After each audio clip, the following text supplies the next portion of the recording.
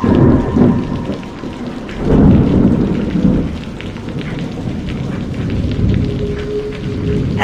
dear listener. Welcome to my channel, where stories are so scary that only the bravest and most fearless can listen. If you are sure that you are brave enough, subscribe to my channel and I will question your bravery. But before you do, let me warn you, these stories are not for the faint of heart. They are not for people who scare easily. They are for people with ice in their veins and darkness in their hearts. If you are one of those people, then I welcome you. Come closer, listen closely, and prepare yourself for the horror that awaits.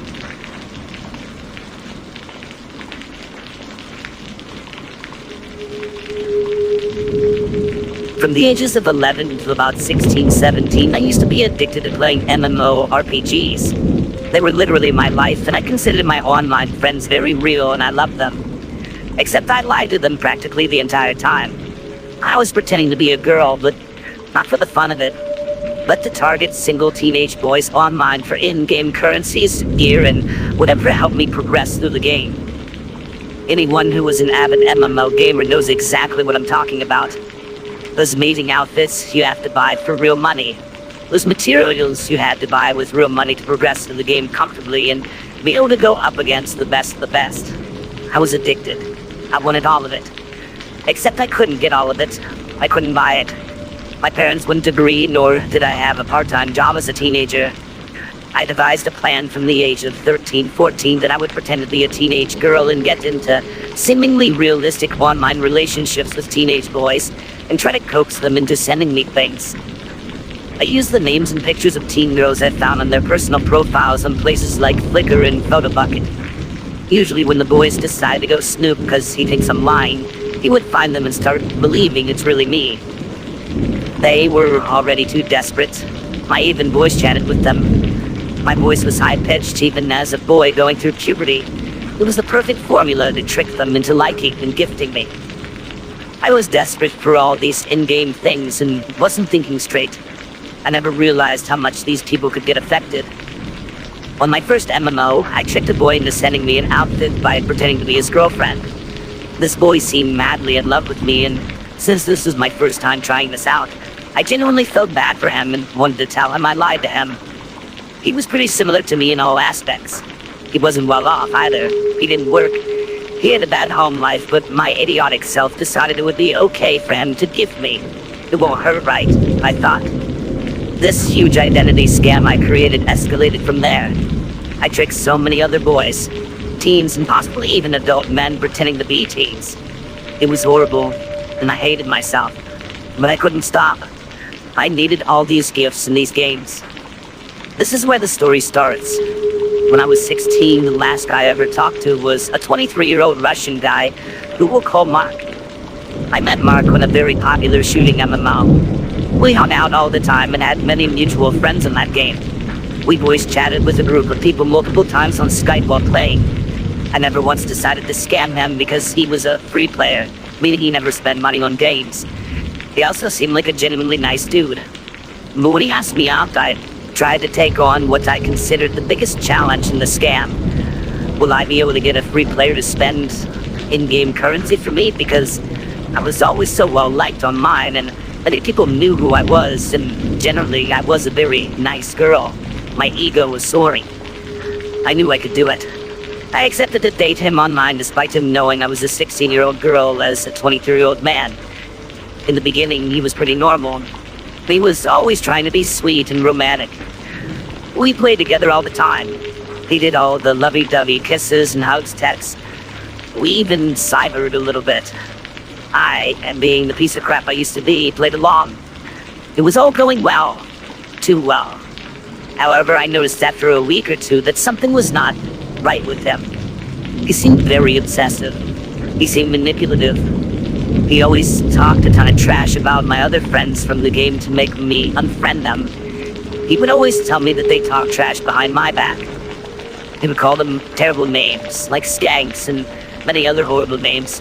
He would even send proof, which I later found out was photoshopped from in-game text chats, which disappears so you can't ask said friend to send proof she didn't say what she said. He absolutely despised any guy I ever talked to when we were playing in the public match together, and I stupidly went along with it. I didn't want him not to trust me so I can get what I wanted. Then the perfect moment came for me to make Mark send me gifts. I had to. This new outfit the game introduced was too bomb to pass up. I started off by telling him the new game update was pretty cool, and we talked about it for a good while.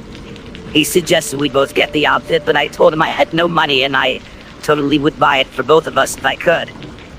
He suggested that he steals money from his mother, a single hard-working woman taking care of 2 kids. For a second, my mind told me to let it happen. This was when I immediately snapped out of it. I felt horrible. I wanted out. I couldn't believe what I was doing. Was I really about to tell Mark to go steal money from his mother, who was struggling to pay bills? I couldn't let it happen. I decided to log off immediately and shut the laptop to rethink what I'd done all these years. How many of these guys weren't in well-off families, but were probably using or stealing their parents' money? I couldn't stop pondering about this all day. The next day I logged back into Skype at night and was immediately slammed with walls and walls of texts from Mark, asking me where I went, why I wasn't answering, why I'm all these terrible names, who went to talk to other guys that I know, and many similar things you hear nice guys say to girls that give them a chance, then flake on them for being weird. I was sick to my stomach.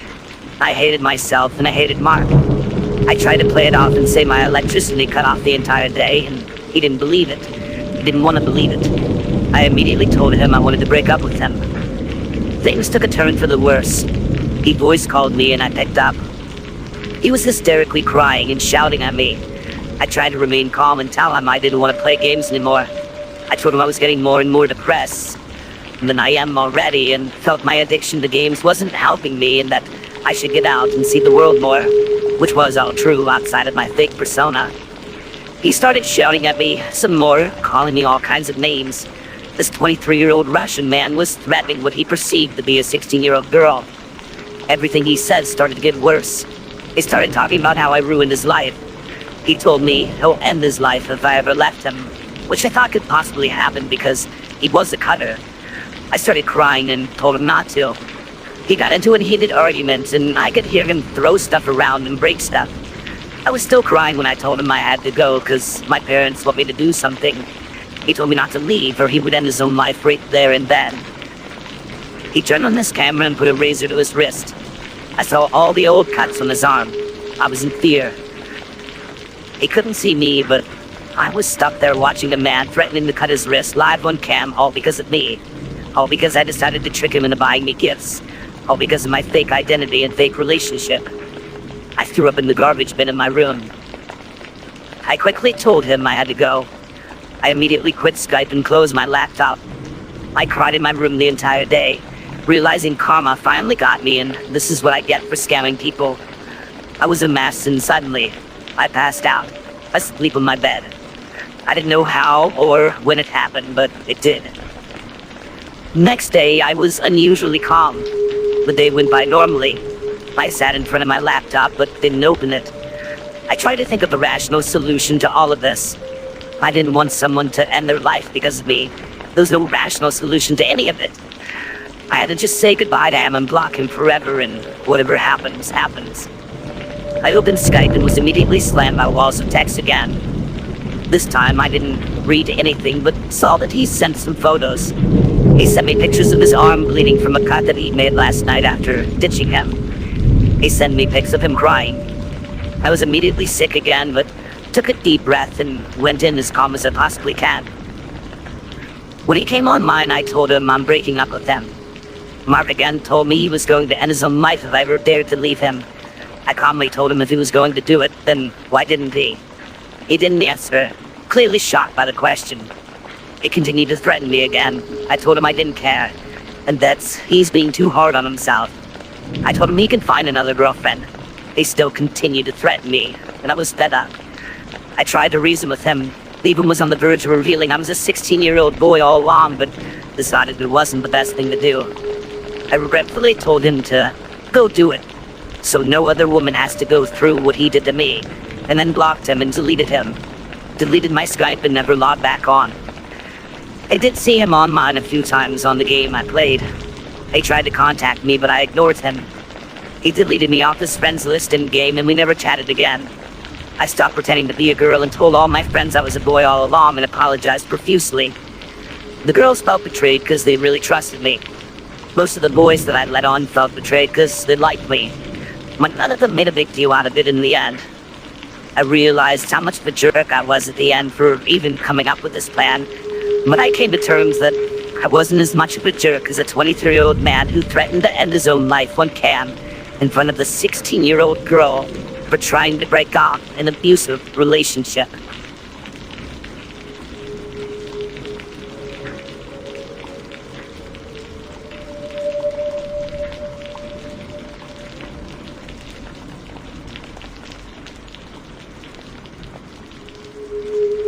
Last year on a Saturday night, shortly after 1 a.m., I heard someone creep up my staircase. I live in a 2-story home on the 2nd floor. I heard the cracking of the wooden steps.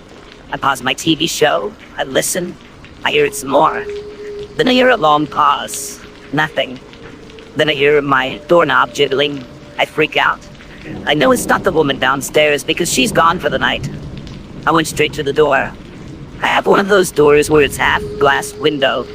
Because I live in a tiny town and my upstairs staircase is covered, so technically no one can see inside unless they're standing right at the door. And even at that, all they can see is part of my doorway into the bedroom and my hallway. Nothing more. So I had the light on that door inside. The outside light was off. So when I went to the door, I couldn't see out. I couldn't see who was there. When I showed myself the door, obviously the doorknob stopped jiggling. Because I made my presence known. And they could obviously fully see me because my lights were on. I shut the inside lights off real quick as an attempt to see who was out there, but it took my eyes too long to adjust.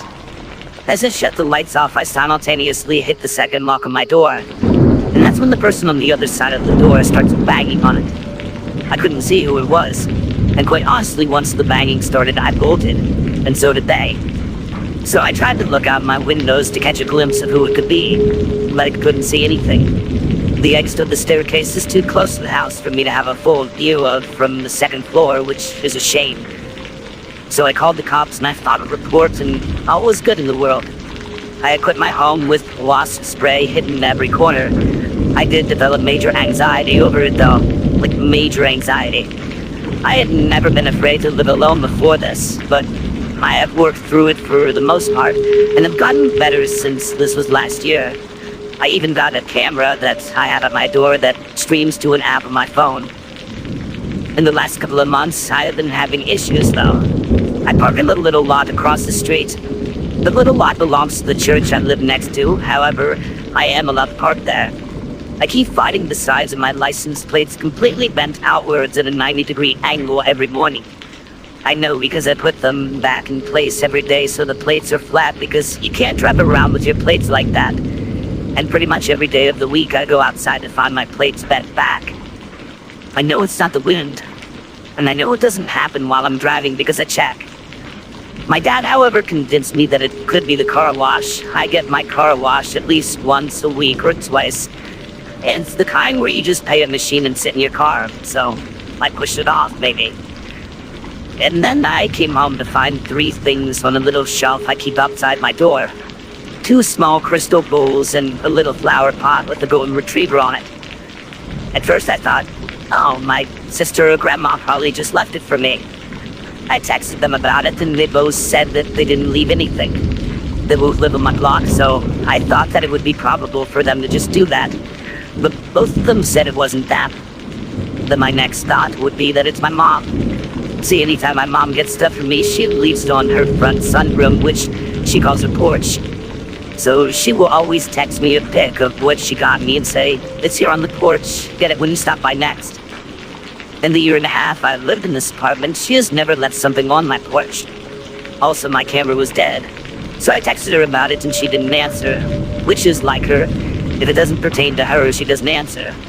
Also, I'm slightly confused about the golden retriever planter because everyone knows that I'm a cat person, and that's what everyone who knows me gets me. Not tonight. At 1:19 a.m., I was in my bedroom texting my sister when I heard banging on my door. The lady who lives downstairs is gone for the night again. The This exact same thing happened a year ago, too. A Saturday night after 1 a.m. All the lights in my apartment were on, so they knew I was home. If they wanted to break in, they could have. If they wanted my valuables, they had 60 hours out of the week every week this last year to do so. Now, whoever is messing with me just wants to mess with me, and I didn't know what to do. My phone was on the other side of the apartment, and I couldn't get to it without going past the door. So I told my sister through text message on my laptop, and she called the cops for me. They arrived, and I knew because I saw them searching the property with their flashlights, and I met them at the door. I filed a report, and I got out of there. Now I'm sleeping at my sister's house for the night. But this is seriously freaking me out. Someone is messing with me in a very serious way. They know I'm home. They know I'm up. They know the woman who lives downstairs is gone. They know the camera isn't charged. Coincidentally, these things keep happening when my camera isn't charged, which takes hours to do so, and I'm so paranoid of leaving something charged while I'm asleep or not home. I don't even have any enemies in this area. I don't really know anyone in this town except for my coworker or two, and my landlord and my family, whom is new to the area as well. I don't have any ex-boyfriends trying to scare me. I haven't fought with anyone who's trying to get revenge on me. But I should mention that about 9 or 10 years ago, I did have a bit of a stalker situation. A 55-year-old man who lived adjacent to my job. He came in every day for a year. We never spoke directly or had a conversation. He would leave me notes in my car. The first one he left was a 5-page letter speaking about our compatibility with one another. He mentioned things in the letter I would speak about with our customers in regards to our compatibility. He even mentioned that he believes that he could please me. Something along the lines of how I'm a special person, and he has what it takes, and it's the kind of special that most people don't have what it takes. He would leave me crystal antique hearts on my car. And anyways, I got a restraining order on him. He was no longer allowed to enter my job. He would occasionally stare at me through the cracks in his blinds, and that was about it. Moved out of state and nothing ever happened of it, so...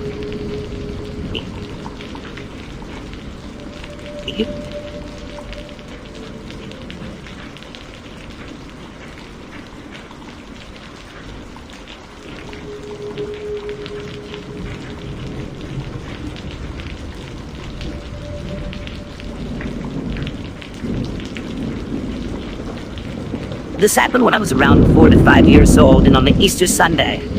My family always gathers at my grandmother's house to celebrate holidays, birthdays, etc. So, as we do every other holiday, my mother and I started our hour-long trip to her house. My mother prefers to live away from all the city commotion, which explains the long drive. We were probably around 20 minutes away from our destination when my mom noticed that we were a little low on gas. So we pulled into this old, almost rustic-looking gas station with just a handful of customers inside. It was red and white with a few festive decorations outside and lots of Easter stickers on the 2 large glass windows that were on the other side of the door. My mom, having taught me not to talk to strangers nor open the car doors for anyone but her, trusted me enough to leave me in the car alone as she went inside briefly to pay for gas. She told me that she would be right back before going into the gas station. It felt nice that day, so the windows in the car were down so we could feel the breeze while driving instead of the AC. While I was waiting on my mom, I remembered adjusting the colorful paper clippings in the Easter basket next to me, then looking out the backseat window. When I looked over, I saw a tall, older man, maybe around 30 or 40 years old, approaching my window. He crouched down slightly and looked at me. "Hi there. What's your name?" I remember him saying. At this moment, I remembered that I wasn't supposed to talk to strangers, so I told the man that, "My mom says I shouldn't speak to strangers." He then replied with, "Well, we can be friends then. My name's Charlie. And now that you know, I guess I'm not a stranger, huh?" At the time, I thought he was right. In my mind, I thought since a stranger is someone you don't know, this man wasn't a stranger anymore because I knew his name. The man and I had a short conversation that I don't quite remember. All I remember is him telling me that I had a nice Easter basket. At this point, I started to get a sick feeling in my stomach, but being a child, of course, I didn't know why. My mom then walked out of the gas station and noticed the man immediately and began approaching the car quickly, asking the man what he thinks he's doing. The man seems to panic, and he pulls my door handle violently.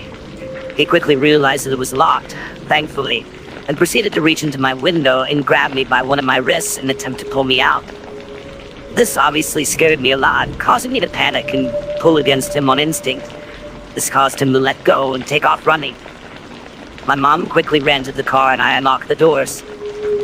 She grabbed me and pulled me into an almost painful bear hug, then inspected me closely, repeatedly asking if I was okay.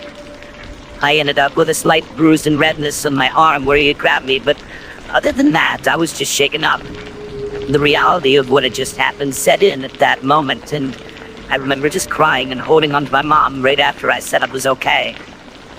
I don't remember anything after this point, but I recently asked my mom about it, and she said that she called the police immediately after. To this day, my mom still says that this was the most frightening moment of her life, and claims that if she had gotten there any later and came back to an empty car, she wouldn't have been able to live with herself.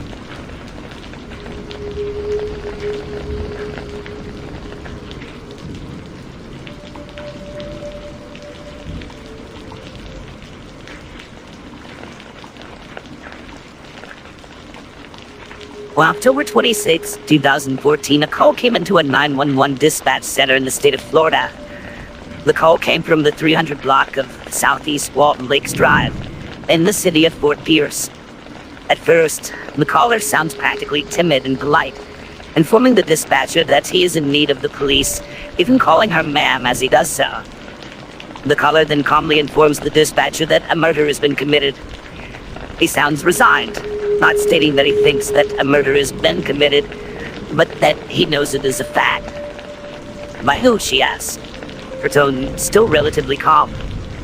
By me, ma'am, he replies. Who did you murder? The dispatcher then asks, starting to sound disturbed by what she's hearing. The response is haunting.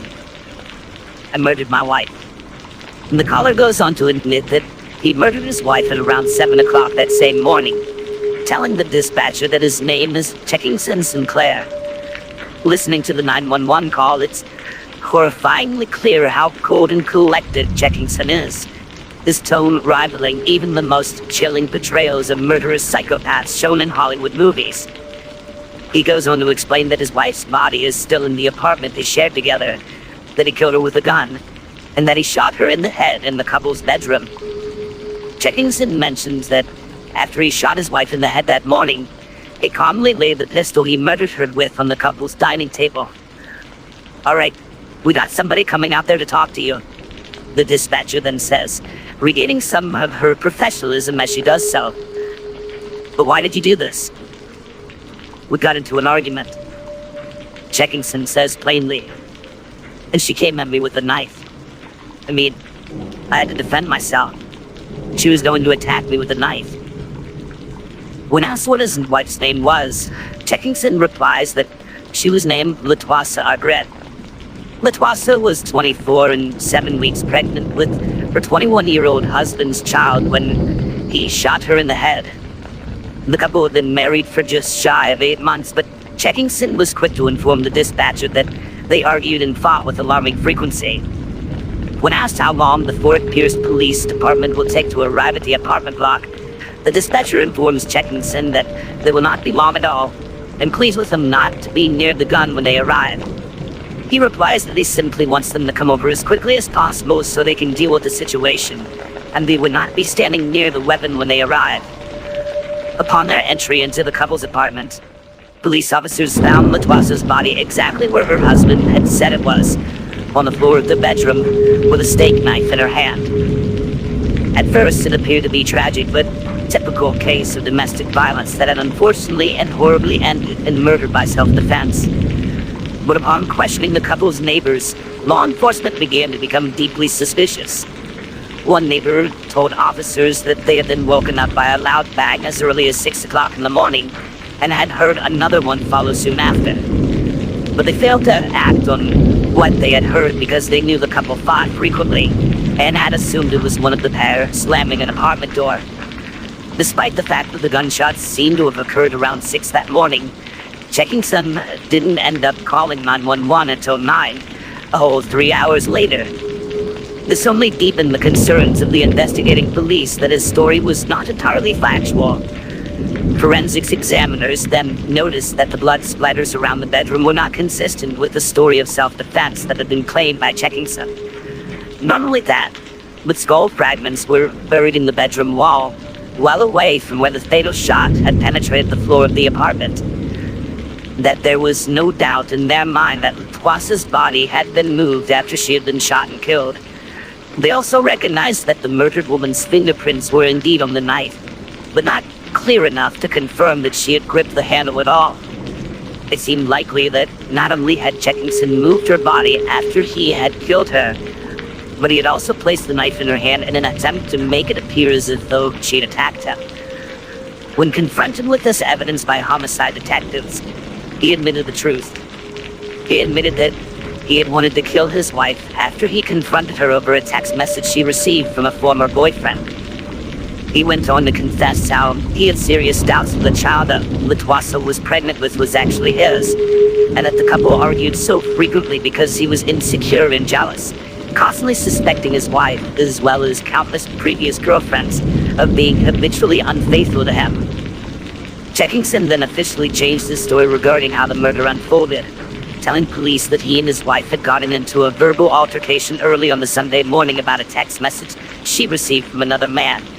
Latoisa denied any infidelity, asserting that the 7-week-old baby inside of her did indeed belong to him, and that he had nothing to be jealous of. But this did not calm Checkinson down. He took her cell phone, walked into the couple's bathroom, and violently threw it into the toilet, smashing the screen and inflicting a heavy amount of water damage to the phone's motherboard. Latoisa then screamed at him, furious that he should essentially accuse her of lying to him. Checkinson, now apoplectic with rage that his wife was now raising her voice to him, retrieved his pistol from the bedside drawer, aiming it at her head and pulled the trigger. Because he was shaking with anger, Checkinson's aim was poor. His first shot grazed his wife's skull, splitting off chunks of bone fragment that were later found by the forensic examiners. This first shot knocked her to the floor, stunning her. At this stage, she was absolutely no threat to anyone and presented absolutely no danger to her husband, horribly contradicting his initial story of self-defense. Then, as she lay face down on the bedroom floor of their small Fort Pierce apartment, Checkinson walked around the bed, fired another shot. He then proceeded to send a text message to a close friend, informing them that he wouldn't be able to participate in fantasy football that season, as well as texts to his mother and brother telling them that he loved them. This wasn't just a murder, this was an execution. Assistant State Attorney Brandon White had later said at the murder trial, there was a good chance that any sane or rational individual would have come to their senses after the first shot was fired. It was a shot to the head, one that fractured a woman's skull. But Checkinson Sinclair actually stopped to check if his wife was still alive, and discovering that she was, fired another shot square into the back of her head, straight up execution style. Under Florida law, because Sinclair was convicted of first-degree murder in the death of his wife, the death of his unborn child also became a first-degree murder. Because Sinclair pled guilty, the state did not seek the death penalty and spared his life. And so he sits in the Florida penitentiary to this very day, to wonder of the life he might have led with his wife and child, had he not opted to pull the trigger on that fateful October morning.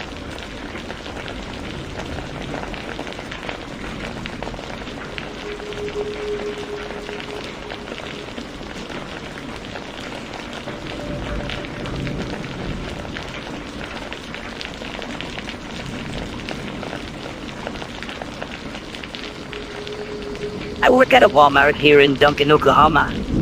Duncan is a small city of about 23,000 people located 80 miles south of Oklahoma City. And other than the farming and oil industries that employed most of the people here, there's not all that much to do in Duncan. It's honestly a pretty basic and boring place to live. Needless to say, I've always wanted to get out of here, and last year added an awful, traumatizing memory to the already rock-bottom prospects which has given me even more motivation to leave this place behind forever. So, as for what happened, it all went down on a Monday morning back in November of 2019, as if Monday mornings weren't bad enough already. My shift was due to start at 9 a.m. sharp, and I do that thing where you wake up all like, wow, I feel surprisingly well rested.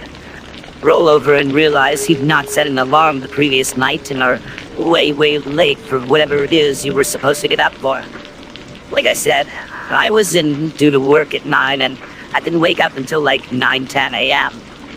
I immediately fly out of bed, shoot my boss a message saying that I was having a car problem and I'd be there as soon as possible. She was pretty cool about it, telling me not to worry and to let her know if I had any more issues getting to work. I was never, ever late before, and I guess that bought me a little goodwill. Anyway, I grab a cold Pop-Tart, run out to my car, and set off on the half-hour drive over to the Walmart. The day started terrible enough, but I had absolutely no idea how bad it was about to get. It was like 9:50 by the time I parked my car, throw on my associate's vest, and begin the walk across the parking lot. I get halfway across the parking lot when I hear something popping to the right of me. Something that at first just sounded like firecrackers to my half-awake brain. But then I hear the screams. These blood-curdling screams as people to the left and right of me start running in the same direction away from the popping sounds. My head spins around, zoning in on where the sounds are coming from, and all I see is this one guy, arm extended with a pistol firmly in his grip. He was aiming it at the windshield of the parked red car, just unloading bullets into the windshield over and over and over again. Not all that fast, just these slow, methodical pops as he takes aim and pulls the trigger. My first thought was that it was some kind of mass shooting, given that it was only 3 months or so after that psycho racist guy shot at the Walmart down in Texas. So, as soon as I see him firing, I just throw myself behind another one of the parked cars, making myself small so I can kind of fit myself behind one of the tires. I know I should have just kept moving, but I figured the guy was about to head into the Walmart to continue shooting. In fact, now I really cast my mind back. I had no idea what I was thinking. I'd never been that scared in my entire life. Like, I don't even think I could put that kind of terror into words. My mind is just all over the place. I can hear my heart thumping in my chest. I mean, the adrenaline hit was like nothing I'd ever felt before. Next thing I know, I actually see the guy walk around the back of the red car, like he walks into a position where we can both see each other through the gaps in the car. I couldn't move, like I wanted to run, but I just locked up. Sat there with my knees in my chest, just waiting for him to look up and lock eyes with me. I thought I was a dead man. I thought he was going to look up, see me, and just open up with that pistol. But he doesn't. He doesn't even look at me, and I watch as he just sort of stands there for a moment, looking down at the ground and shaking his head like he's thinking, what have I done? I thought the look on his face was just pure anger, but then I realized he was crying, like his features were all screwed up with this ugly, silent crying. Seeing someone in that kind of emotional wreck with a gun in their hand, dude, there's nothing I can imagine that's more terrifying than that. But why he had chosen to take it all out on the public in such a violent way, I had absolutely no idea, no inkling whatsoever. He didn't shout anything. He was just wearing civilian clothes, and they only fired a few shots before he stopped and just kind of broke down at the rear of the red car. I hope those were the only bullets that he would fire that day, and that he just surrendered to the cops, whose sirens I could hear getting louder and louder as they got closer. But he wasn't done shooting at that point. He had just one more bullet to fire, and I watched, frozen in place as he stuck the barrel under his jaw, and one fluid motion pulled the trigger. Pink mist sprayed out of the top of his head as his knees buckled out from under him, and he crashed to the tarmac in a crumpled heap. And the blood. Dear God, the amount of blood that just started pumping, and I mean pumping out of his head, in these thick, big spurts. I puked up that cold Pop-Tart between my legs immediately. I just sat there, vomit between my legs, until the cops showed up and asked me if I'd been shot. I told them no. Not with words, by the way, just with these pathetic shake of my head as they got me up and walked me over to a cruiser to take a statement. It took me a while to be able to speak, and they just asked me yes, no questions until I could actually get words out to tell them what I'd actually seen in detail. After that, they drove me back home, and I took like a week off to recover. I just couldn't face going back there so soon after what I'd seen, and management were okay with that once they were aware of what I'd been witness to. The craziest thing, though, is that the Walmart didn't even close. I heard there were school shutdowns in the area, as is the usual protocol when there's a shooting like that. But after the shooting had stopped, people just sort of went about their business. Like by the time I was driven home by the cops, other than the police tape and the heavy law enforcement presence, you'd think nothing had happened there at all. It was just surreal to see, especially since, like I said before, it'd only been like a few months since the mass shooting down in El Paso. It was all over the news that afternoon, but it was only the following morning that the details surrounding the motive and the people involved came out. The victims' names were Rebecca Varela and her boyfriend Aubrey Perkins. The pair had been apparently dating, with Rebecca being a Duncan native while her boyfriend was from another city not too far away. They'd gone to the Walmart that morning to pick up a few things before spending the day together, and as far as I could tell, they were madly in love. But it was not the wholesome little romance you might expect, because, as it turns out, Rebecca was still married to a guy named Woodliadu Varela Jr., and as it seems, Woodliadu didn't share his wife's feelings that their marriage was over and that they could date other people. Because apparently he followed them to the Walmart that morning, waited until they left the store and got back into their car, then walked up and executed them both as they sat in the front seat. He was also apparently unwilling to face the consequences of his actions, which is what led himself to end his own life in front of me that morning, in a way that I don't think I'll ever really get out of my head. The one thing that always kind of plays out in my mind, though, is how if I'd actually set that alarm on Sunday evening, I wouldn't be in the situation. Like, yeah, I'd have been in work and heard about the shooting, and been all scared thinking he was going to walk inside and start unloading onto the people inside. But I'd never have seen him shoot his wife and her boyfriend, and I'd never have seen him end his own life in such a horrendously violent way. That's the scariest thing to me. Like more messed up than all the blood or the gunshots or the look on the guy's face before he pulled the trigger on himself. How one little mistake can just change a person's life forever. One little screw-up, like not setting an alarm, can mean they witness things, or have things happen to them that mean they have nightmares for months, therapy for nearly a year after the event, things that reverberate through their lives, maybe even for the rest of their days. Life is weird like that, I suppose. All this stuff is just around the corner, dependent on the most seemingly insignificant little actions. Take a moment to consider that. You have no idea what's going to happen tomorrow, or even in the next hour. What follows could be the best day ever, or just as easily, one of the worst days of your entire life.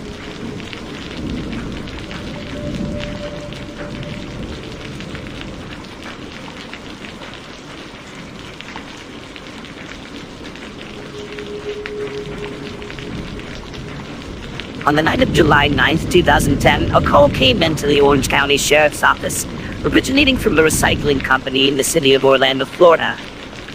As calm as could be, the operator picked up the call and asked what the emergency was. "I'm at Smurfit Stone, Orlando, which is on 7th Avenue, the caller said, sounding surprisingly calm considering the words that came next. "I just got my leg amputated by a baler. I need 911 emergency assistance immediately, please." A baler is a piece of machinery used to compress and cut rigged products, such as hay or cotton, into compact bales that are easy to handle, transport, and store. Industrial balers are also used in material recycling facilities, primarily for baling metal, plastic, or paper for transport. The caller had been working the night shift when the baling machine jammed. He unclogged it, but before he could get out, it started up again, and the compacting ram began moving towards him. He managed to pull himself out of the way of the moving ram by lifting his body up, but Unfortunately, his right boot was not up far enough, and the ram caught his boot. He just had your leg amputated by a bailiff, the operator asked, a hint of tiresome disbelief creeping into her voice at having misheard the word. Ma'am, this is not a joke, came the reply. I'm gonna die. I'm gonna bleed to death. I'm afraid. Please help me. Okay. The operator regains to seriousness. Tell me where you are again. The caller repeats that his location is Smurfit Stone, a recycling company location on the Orange Blossom Trail. Hold for the paramedics, she says, maintaining an incredible amount of professionalism considering what she's hearing from the young man on the other end of the line. Ma'am, I'm gonna die if you don't. Please help me, he says.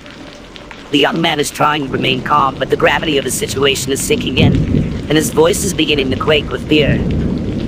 As the local fire department is patched into the call, there follows a few agonizing moments as the young man with the amputated leg is forced to actually spell the name of the company he is employed by. It becomes increasingly clear that the emergency services cannot locate the address, and time is running out. Are you there by yourself, sir? A man from the fire department asks, obviously about to prompt him to seek preliminary medical treatment in the hopes it might stem the bleeding. No, sir, I'm not alone, replies the young man. But no one's hearing me, and I'm really losing blood, sir. I'm gonna die. And what business are you at? Smurfit Stone. Moffat Stone? The fire department dispatcher asks, sounding utterly confused. Smurfit, the young man snaps back. His life is on the line, and this is the third or fourth time he's had to spell it out. Smurfit. Do you have anything to control the bleeding with? The dispatcher then asks. I have nothing, sir. The young man's voice begins to shrink. Each second that passes is one that brings him closer to bleeding out. Hopelessness begins to saturate his tone. Okay, are you or your leg stuck in the machine?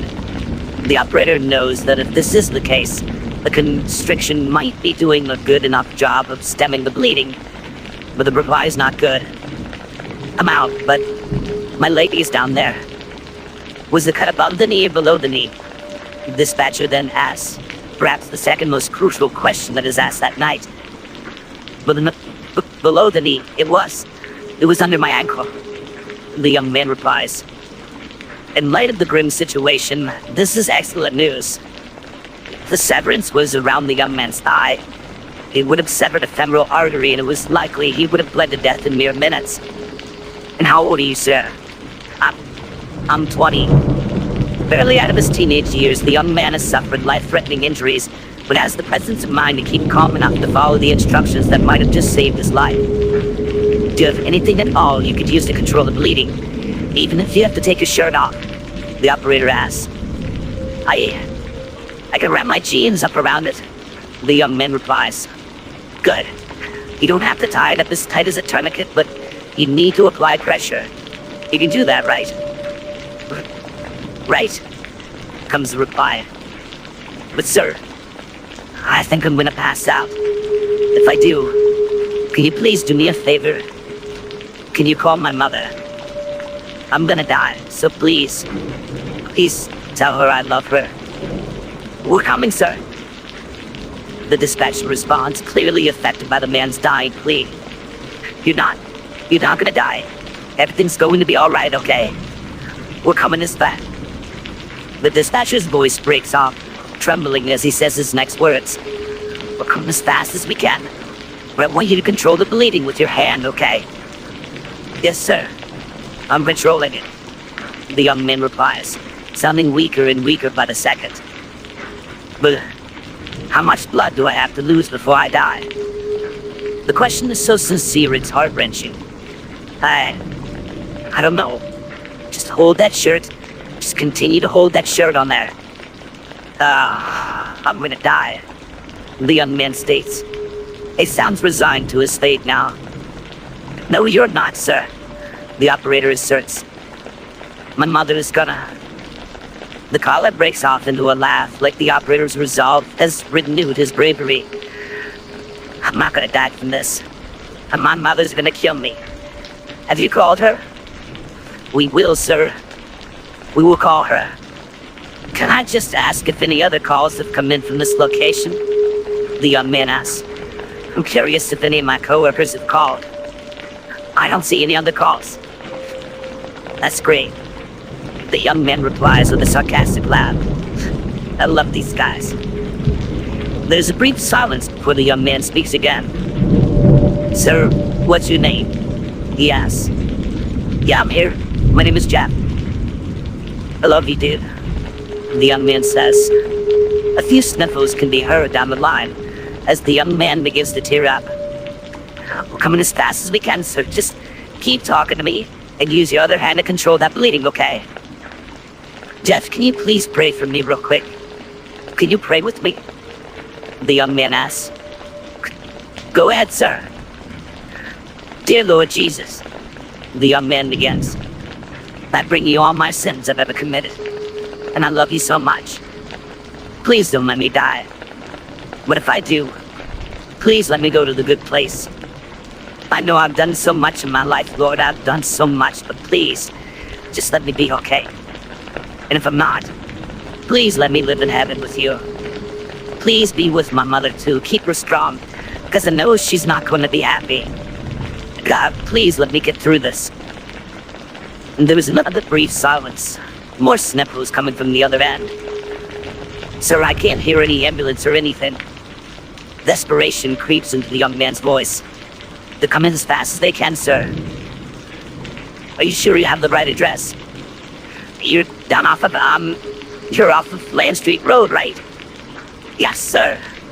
The man sounds renewed again. Hope returns to his voice. Are they gonna have painkillers for me? If you need it, they're gonna give you whatever you need, okay? I think I'm gonna throw up. Am I gonna die? The fear in the young man's voice is palpable. You're not gonna die, sir. But you're feeling pretty faint, right? But that's why I want to keep you talking to me. How's the bleeding right now? It's pretty much stopped. But I don't know how much longer I can hold my hand there. That's okay. They're just around the corner from now. Just keep your hand on there, even though the bleeding has stopped. Sir, I forgot about my dad. The young man says, my stepdad. He adopted me. Please tell him I love him too. What's your name, sir? Jeff, the dispatcher asks, keeping the young man's mind elsewhere. John. The young man replies. John Maynard. M-A-Y-N-A-R-D.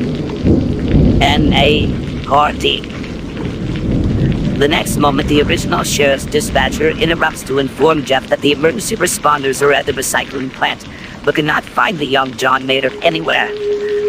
John reconfirms his exact position, then says something truly chilling. It's pretty gruesome in here, I'm not gonna lie to you. I think I'm gonna pass out. No, you're not. You're gonna be fine, John. Just keep talking to me. Jeff replies defiantly. His heart and soul are in this now. He's gotten to know this young man in the brief minutes of being on the line with him. The love he has for his mother, for the stepfather who took him in and cared for him as if he were his own.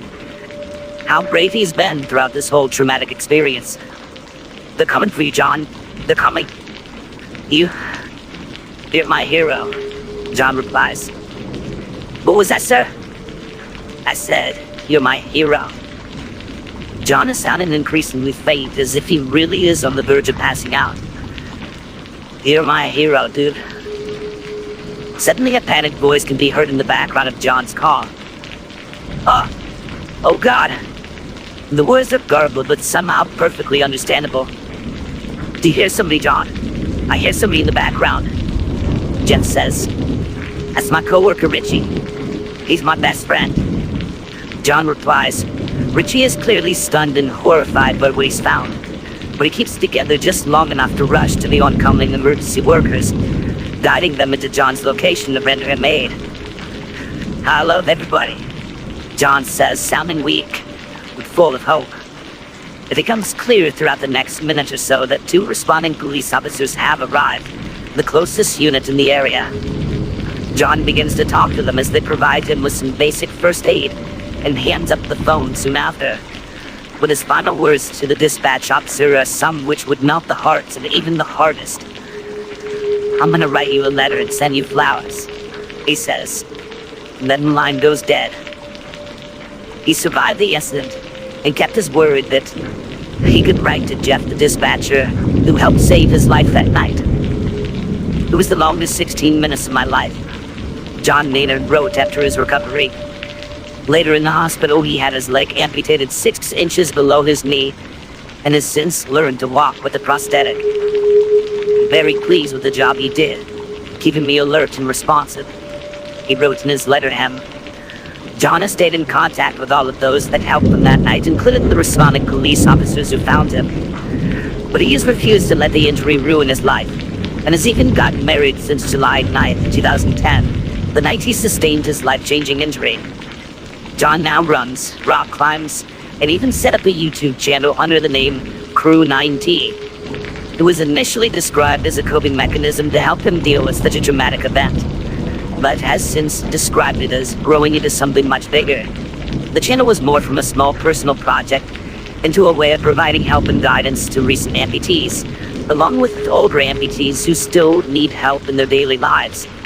The channel also functions as a teaching tool for anybody who is interested in learning more about amputees and their way of life.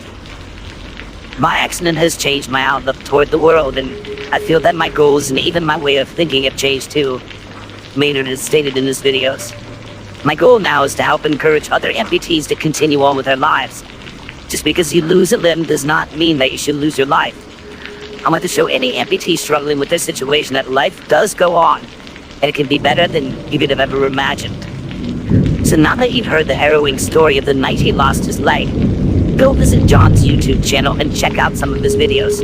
Wish him well, tell him how brave he was, and thank him for showing the fortitude to not only survive that night, but coming out the other side as a stronger person who has had the presence of mind to build a community of survivors who might borrow just a little bit of his wonderful, endearing spirit.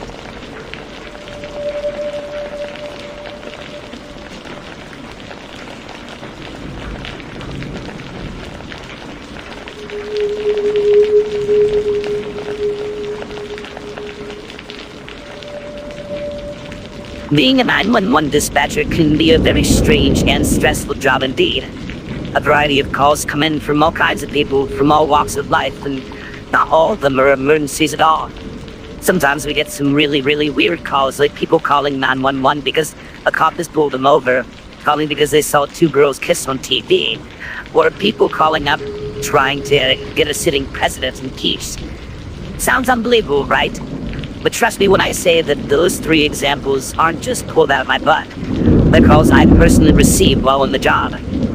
But perhaps the strangest call I've ever received was in my 14th year of the job when I was working down in Oregon. I used to live up in my home state of Washington, but when my wife had to move down there for her job, I put in a transfer and moved down to Portland pretty quickly.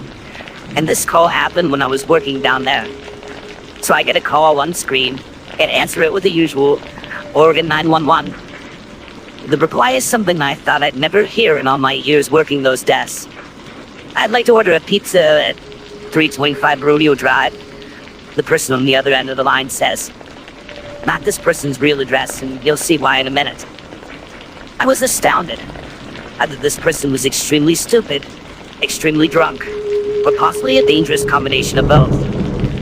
Obviously, I'm pretty annoyed, but I try to keep cool, calmly asking the person if they just seriously called 911 to order a pizza. My jaw drops when the person actually confirms that, yes, they are legitimately calling the emergency services to order a pizza, going on to tell me which apartment they want it delivered to. My coworker has obviously overheard what I just said, and a few were looking around at me, some shaking their head and laughing. A few others with stormy looks of outrage etched into their tired faces. "This is the wrong number to call for a pizza," I said, loud enough to send a handful of my colleagues into fits of giggles. Things get pretty tense in the dispatch offices, and honestly, laughter is something we use as a kind of survival tool. Otherwise, I'm not sure many of us would make it through the day, let alone an entire working week. No, you're not understanding. I need pizza," she said. It was only then that I picked up on something in her voice. She definitely wasn't drunk or high, and she sounded incredibly lucid. The hairs on the back of my neck began to stand up as I realized that the thing that I was detecting in her voice that day was not ignorance or selfishness. It was raw fear. And then I understood. You see, we get a lot of domestic violence calls, and some come in some pretty unconventional formats. I wasn't entirely sure this was one of them, so in a low voice, I got to confirming. "Is the other guy still there?" I asked. "Yep. I need a large pizza," she said. And I can't quite put into words here, but the way she said it was just full of relief, like she was so glad that I'd managed to pick up on what she was really saying. I then asked her if she needed any medical assistance sent out to her apartment building. I couldn't hear any pain or discomfort in her voice. She was keeping amazingly calm considering she was in such a messy situation. But better to be safe than sorry, right? Her response was something I'll never forget. Almost as comical as it was disturbing. "No, with pepperoni." This woman could have been a spy or something in another life, or an actress. Her tone was just flawless. I asked her to hold the line for a moment, to pretend the guy at the pizza place's pen had ran out or something, then immediately got in touch with local police officers. I told them it was a domestic violence call, but made it clear that they were to turn their sirens off before they got there. Filled them in on the whole pizza order cover story thing, and obviously stated that the woman in question would be at risk if her abusive spouse or boyfriend caught on to the fact that she called 911. A lot of people seem to think being a dispatcher is just being a headset-wearing desk jockey with a mouse and keyboard, but it's so much more than that. A lot of intuition is involved, as well as the ability to actually listen to someone. Not just what they're saying, but exactly how they're saying it. I don't mean to talk out of turn here, but some other dispatchers I know would just not have picked up on what was going on with that call. Not because I'm so smart, but because they straight up told me that they wouldn't have. That could have been anyone else in my office, and that woman could be up the creek with no paddle, so to speak. I asked around a bunch too, that not a single other dispatcher had ever had a call like that, where the whole pizza delivery thing was used as a cover for domestic violence. Well, without a doubt, using that kind of code to alert the authorities was 100% the right thing for her to do. And if you're reading this, and you're wondering, or if you're ever in a similar kind of situation, a kidnapping, a domestic violence situation, anything like that, just know that as long as you convey the seriousness of the situation, there's every chance that we will realize what the issue is. We know the general public isn't stupid, crazy, maybe, but not stupid. Even if it takes getting hung up at first and calling back, use the tone of your voice, and someone will eventually get your gist and be able to send help. As a result of the woman's call, a man by the name of Simon Lopez was arrested and taken to Lucas County Jail on domestic violence charges, as well as a few outstanding warrants. It turned out not to be the actual victim of domestic battery that made the call. It was the woman's daughter. So it was little wonder she was able to keep so calm. But man, what a blessing to her mother that the young woman was, and I sincerely hope my kid grows up to be that smart. Apparently she used the kind of code she did in the hopes that the guy hitting her mom wouldn't run away before the cops actually got there to arrest him. And by God, did it work. I should also add that it's possible to text 911 to summon police or medical assistance, just in case you can't actually talk during an emergency. For more bone-chilling narratives that will keep you at the edge of your seat, subscribe to my channel. By doing so, you'll gain access to a growing collection of real-life horror stories that will both captivate and energize your senses. Join the community of fellow enthusiasts, and together, let's explore the eerie unknown. Subscribe now, and prepare for more terrifyingly true tales that will leave you craving more.